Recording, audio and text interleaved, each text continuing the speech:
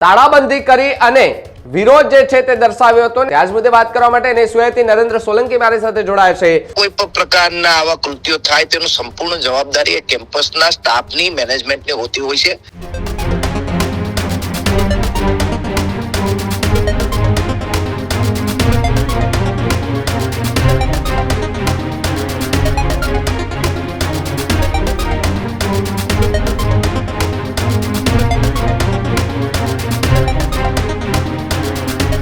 તો જે રીતે સમાચારોમાં આગળ વાત અમદાવાદની કરી, અમદાવાદની 7th ડે સ્કૂલમાં એનએસયુઆઈની તાળાબંધી જોવા મળી રહી છે।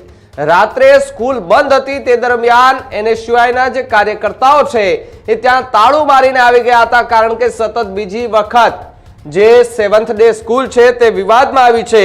અને વિવાદ એટલા માટે કારણ પહેલા જ્યારે એક વિદ્યાર્થી પર હુમલો કરવામાં આવ્યો હતો એ હુમલાને લઈને અનેક ચર્ચાઓ જે છે તે થઈ હતી। ત્યારબાદ સરકાર હસ્તક જે છે આ સ્કૂલ કરી દેવામાં આવી હતી, પરંતુ છતાંય આ સ્કૂલની અંદર એ પ્રકારની ઘટનાઓ બનીને બાદ હવે વિદ્યાર્થી પર હુમલાના વિરોધમાં એનએસયુઆઈ જે છે તે આક્રમક અંદાજમાં જોવા મળી રહી છે। પ્રિન્સિપાલ અને જવાબદાર સ્ટાફને સસ્પેન્ડ કરવાની એનએસયુઆઈ માંગ કરી છે।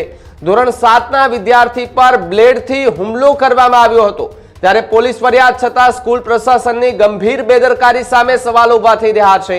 સરકારી વહીવટીમાં ચાલતી સ્કૂલમાં ફરી મારામારીનો બનાવ જે છે તે બન્યો હતો અને માંગ નહીં સ્વીકારાય તો પછી એનએસયુઆઈ જે છે એ મોટું આંદોલન કરશે તેવી પણ વાત જોવા મળી રહી છે। ને એ પહેલા આ ઘટના બની તે રાત્રે એટલે કે ગઈકાલે મોડી રાત્રે એનએસયુઆઈના કાર્યકર્તાઓએ જે 7th ડે સ્કૂલ આવેલી છે ત્યાં આગળ મેઇન ગેટમાં તાળાબંધી કરી અને વિરોધ જે છે તે દર્શાવ્યો હતો ને કાર્યવાહી કરવાની માંગ કરી હતી। આજ મુદ્દે વાત કરવા માટે એનએસયુઆઈથી નરેન્દ્ર સોલંકી મારી સાથે જોડાયા છે। નરેન્દ્ર, સ્વાગત છે ન્યૂઝરૂમ પર આપનું। નરેન્દ્ર, જે રીતે એનએસયુઆઈ દ્વારા તાળાબંધી કરવામાં આવી છે ને સતત બીજી વખત 7th ડે સ્કૂલ એ ખૂબ મોટી સ્કૂલ છે, સારા બાળકો ત્યાં ભણવા માટે આવે છે, સતત બીજી વખત સરકાર હસ્તક રહેલી સ્કૂલની અંદર આ પ્રકારની ઘટના બને છે, પહેલા કેવી રીતે જુઓ છો આ ઘટનાને તમે?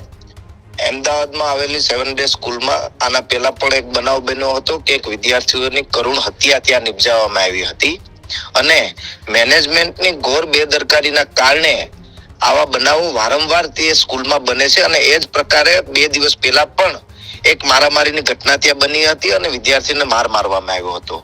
તો આપણે જાણીએ છીએ કે ભાઈ સ્કૂલ હોય, કોલેજ હોય કે યુનિવર્સિટી હોય, કેમ્પસમાં કોઈ પણ પ્રકારના આવા કૃત્યો થાય તેનું સંપૂર્ણ જવાબદારી એ કેમ્પસના સ્ટાફની મેનેજમેન્ટને હોતી હોય છે, કેમ કે લાખો રૂપિયા ફી વસૂલતા હોય છે આ લોકો। તો વિદ્યાર્થીઓની સેફટીની જવાબદારી પણ એ સ્કૂલની હોતી હોય છે, પણ ક્યાંક આ સ્કૂલ મેનેજમેન્ટ એ ચૂકી હોય અને વારંવાર આવી ઘટનાઓ તે સ્કૂલમાં બનતી હોય તેના વિરોધમાં કાલે એનએસયુઆઈ દ્વારા ડીઓશ્રીને પણ રજૂઆત કરવામાં આવી હતી, પણ કોઈ પણ પ્રકારના પગલા ના લેવાના કારણે એનએસયુઆઈ દ્વારા ગઈકાલે રાત્રે ત્યાં તાળાબંધી કરવાની ફરજ પડી હતી। નરેન્દ્ર, આગામી શું રણનીતિ? કારણ કે જો માંગ નહીં સ્વીકારાય તો પછી કયા પ્રકારની રણનીતિ સાથે એનએસયુઆઈ આગળ વધશે? હવે તે સ્કૂલ છે એ સરકાર હસ્તક થયેલી સ્કૂલ છે। જો આગામી દિવસોમાં આમાં કોઈ શિક્ષણ મંત્રી કોઈ પ્રકારના પગલા નહીં લે અથવા તો સરકાર કોઈ પ્રકારના પગલા નહીં લે તો ડાયરેક્ટલી હવે સરકાર સામેનું આંદોલન એ એનએસયુઆઈ કરશે। જી નરેન્દ્ર, ખૂબ ખૂબ આભાર જોડાવા બદલ। તો જે રીતે આ 7th ડે સ્કૂલની અંદર જે ઘટના બની એ ઘટનાને લઈને ચારેકોર અત્યારે આક્રોશ જોવા મળી રહ્યો છે। એનએસયુઆઈ પણ અત્યારે ત્યાં પહોંચ્યું હતું અને એનએસયુઆઈ ત્યાં તાળાબંધી કરી દીધી છે અને આગામી સમયમાં માંગ નહીં સ્વીકારવામાં આવે તો સરકાર સામે આંદોલન કરવાની માંગ જે છે તે ઉઠવા પામે છે। ત્યારે પોલીસ ફરિયાદ છતાં પણ સ્કૂલ પ્રશાસનની આ ગંભીર બેદરકારી જે છે તે જોવા મળી રહી છે।